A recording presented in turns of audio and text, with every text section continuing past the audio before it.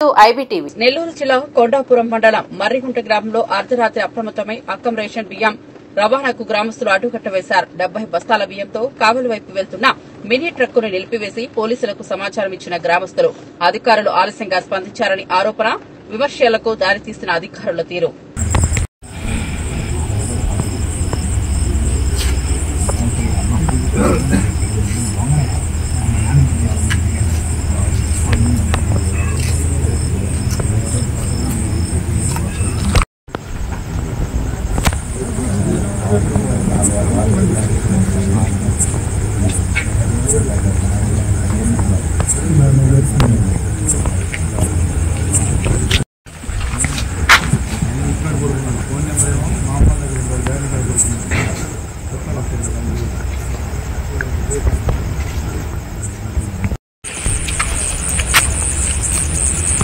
అది నెల్లూరు జిల్లాలోని కొండాపురం మండలంలోని మర్రిగుంట గ్రామము.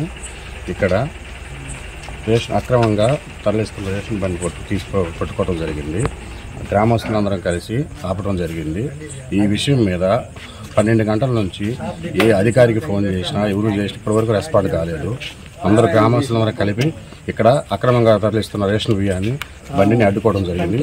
కనీసం బండికి నెంబర్ కూడా పెట్టుకోలేదు. చూడండి, వాళ్ళు బండి మాదేనని చెప్పేసి ఇక్కడ ఎత్తామని చెప్పేసి ఆల్రెడీ వాళ్ళ దగ్గర చెప్పిన రికార్డులు కూడా మేము చేసి పెట్టుకున్నాము, అన్నీ పెట్టుకున్నాం. కానీ ఇప్పటివరకు ఏ అధికారి స్పందించలేదు.